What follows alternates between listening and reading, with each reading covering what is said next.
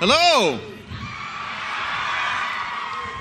That was for everybody who couldn't get a photo when I was here in the front, so I'm going to post that now. Consider that a selfie. Tag yourselves. Go nuts. You ready to strap in for a minute here? I may go over, so hopefully you'll bear with me. Give me some grace. Well, let's get to it. God is real. How do I know this? I'm not him. I'm not the real Jesus. Let's just get that out of the way. TV Jesus. Real Jesus, TV Jesus. Jim Caviezel movie Jesus, TV Jesus. God is real and he is completely in love with each and every one of you. How do I know this? Is it simply because my faith is the lens through which I view the whole of my reality? No. Is it because of the miracles that I have experienced in my own life and seen with my own eyes for which my faith has been the catalyst? Again, no. God is real and he is completely in love with you because you are all here today.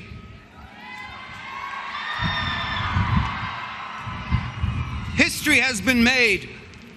Life has triumphed in an extraordinary way.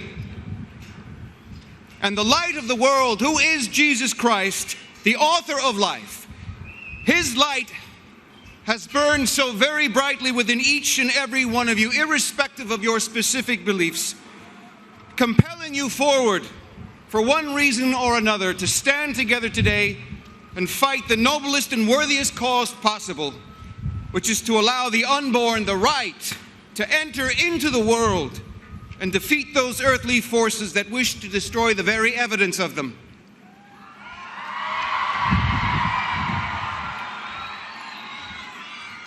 You have chosen to journey to our nation's capital today not only to mourn the 64 million children lost through abortion over the last 50 years, but to champion those yet to be born on the road to their own birth, made in the image of the Creator himself, and to testify to the miraculous sanctity of life itself, as expressed in the divine poetry of Psalm 139. For you formed my inward parts. You knitted me together in my mother's womb. I praise you, for I am fearfully and wonderfully made. Wonderful are your works. My soul knows it very well. My frame was not hidden from you when I was being made in secret, intricately woven in the depths of the earth. You saw my eyes unformed. Your eyes saw my unformed substance. In your book were written, every one of them, the days that were formed for me, when as yet there was none of them. Having lived under a grim cloud of darkness for the last 50 years, the world has once again been given a glimmer of hope, and I pray that with this recent step in protecting life, despite the grievous nature of what we've allowed, that God might still look upon us in his infinite mercy and see the hearts of those of us here in support of life today and say to us in this hour, it is good. And it is good, but it is far from finished. Newton's law of motion says that every action has an equal and opposite reaction. This also applies to the spiritual realm. Having played the Son of God for the last 3 seasons on a television show you may have heard of called The Chosen, I've spent a lot of time dwelling in the realm of spirit through prayer, meditation, and the sacraments of my faith. Let me tell you, it changes you from the inside out, and that's a good thing. But it can be scary because you begin to see the truth manifest itself in all areas of your life, like a veil that has been lifted, and you can't unsee what you have seen. God begins to give you glimpses of more of everything, inviting you to journey to go deeper with him. But just as God is real, Satan is also real. And I'm not talking about the simplistic cartoon of some dude with horns and a tail. I'm talking about the father of lies, the great deceiver, the diabolical slanderer who pushes you to doubt when you know in your heart the right thing to do.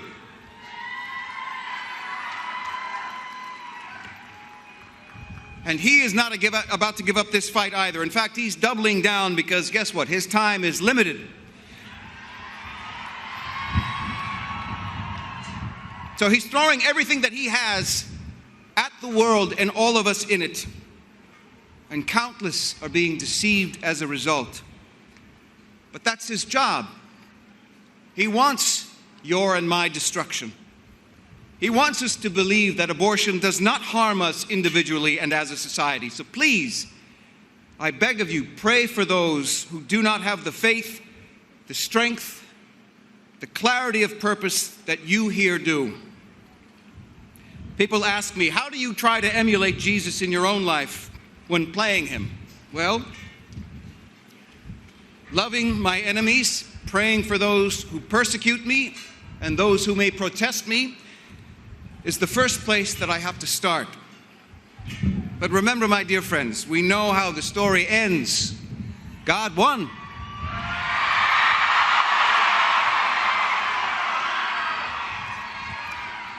He won, and Christ reminds us that he is with us until the end of the age.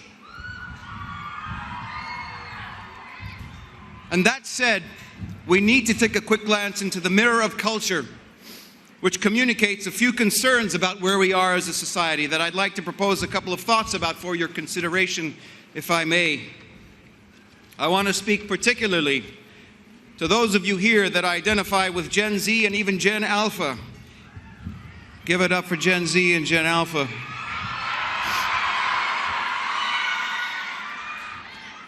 You are in your formative years, and at a moment in time when you have the power to change culture by impacting the culture through the raising of your powerful voices and voting with your conscience and your resources. For some time now, we have been witnesses to a mounting polarity between light and dark. We've seen it manifest itself in many facets of culture. But I would like to address it as I see it as an artist in the entertainment industry. In the last several years, there's been a sharp and disturbing increase in the darkness of the imagery being used in film, television, and music. The landscape has become increasingly sinister, and in some cases, even demonic in tone, more so than in previous years, sometimes subliminal, oftentimes overt. Storylines involving the occult, witchcraft, demons, and even satanic elements are commonplace in mainstream programming. Many feature spiritually and psychologically disturbing content. And before you jump on me, no, I'm not specifically referencing a certain bespectacled wizard, though a few folks might disagree, but I'm referring to the media which is even more ominous. And I don't need to name names, you know it when you see it. The youngest of us and the most vulnerable, as well as those who are not grounded in a solid faith in God, are susceptible to the influences of these images. Media has become a portal to behavior and attitudes kids want to emulate that reject God, reject the light, and reject ultimately all those aspects of community which give life. I have observed God subtly but radically being removed from popular culture over the last couple of decades, replaced with some of the most corruptive images and ideologies for young hearts and minds. And any of us who profess any kind of faith are branded as fundamental or condemned for their beliefs with the assertions of the religiosity of a Pharisee.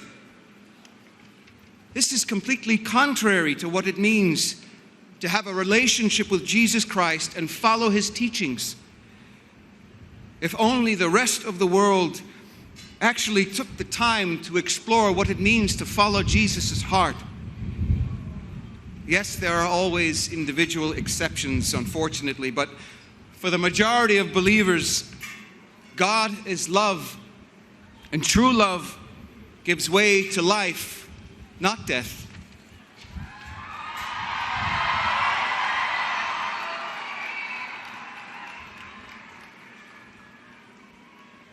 They say we live in a post-Christian society.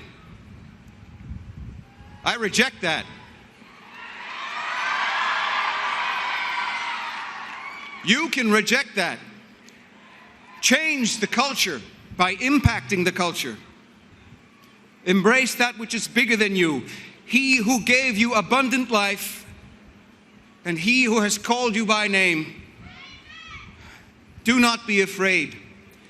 Mute the noise of the popular and embrace the counterculture of Christ's love and the message he offers you. The road is wide which leads to destruction, and many will enter it.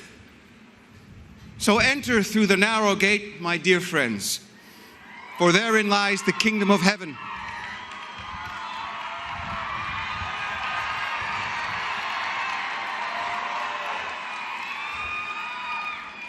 Social media sites rife with images of hypersexuality, predominantly young women who are, some of them who are major influencers, give the youngest of our digitally consuming generation the impression that that is how you're supposed to look, that this is how you're supposed to think and feel and act to get what you want, to get who you want, to be what you're supposed to be, as if some fantasy of aesthetic perfection is the road to happiness. It is not. Your imperfections were perfectly designed by God in heaven. As if by objectifying yourself, you will somehow be empowered. That is an empty lie of the enemy. The only way to empower yourself is to believe in the greatness of who you are, flaws and all, the gifts you bring into this world that God freely gave you, the uniqueness of your precious life, and to share them with one another. That is your legacy. That is your power. That is who you are meant to be. And that is how you will change the world.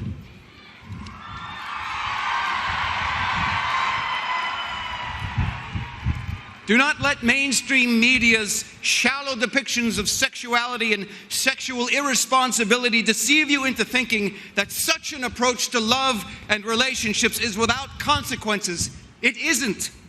And this is part of the systemic issue that brings us here today. I know how difficult it can be to think differently, to swim against the current, to choose life in a culture that celebrates death. You know, standing here saying these things to you now was neither the obvious career choice nor an easy decision for me, because I've never set foot in this arena before, publicly. But ultimately, I had no choice. This guy made me do it.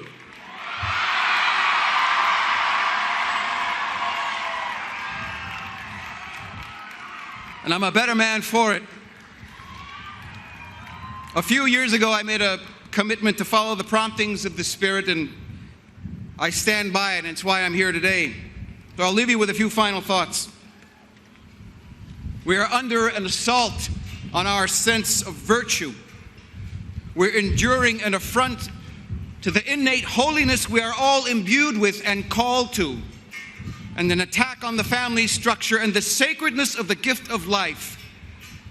But as ones created in the image and likeness of God, who is himself love, we are charged to be the standard bearers who defend and preserve the dignity of every human, but especially the most vulnerable, which begins with the initial stages of life and continues throughout the entire cycle, from conception through that phase we all aim to enter into, our golden years, followed by the final stages of our earthly existence.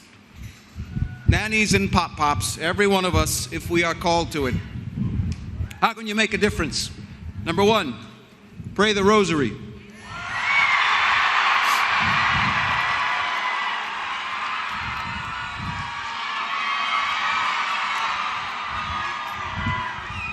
St. Padre Pio said the greatest weapon against the devil we have is the rosary. Try it. See for yourself. I don't need to sell it. God doesn't need me to sell anything. Secondly, examine and expose the areas of darkness in your world, in your community, in your immediate society that need your light, and bring it everywhere you go. Change the culture by impacting the culture. Raise your voice. Vote with your resources, financial, spiritual, and temporal. My commitment to impacting the culture as an artist is to pray I get to continue participating in telling stories like The Chosen and my upcoming film, Jesus Revolution, that shine a light on the struggles and successes of the human condition. Stories that uphold human dignity and reveal God's truth, an infinite love for his people despite our inherent flaws. And we are all so very beautifully flawed, perhaps myself most of all. But we are not alone. He has lived as one of us, and that brings us into communion with him.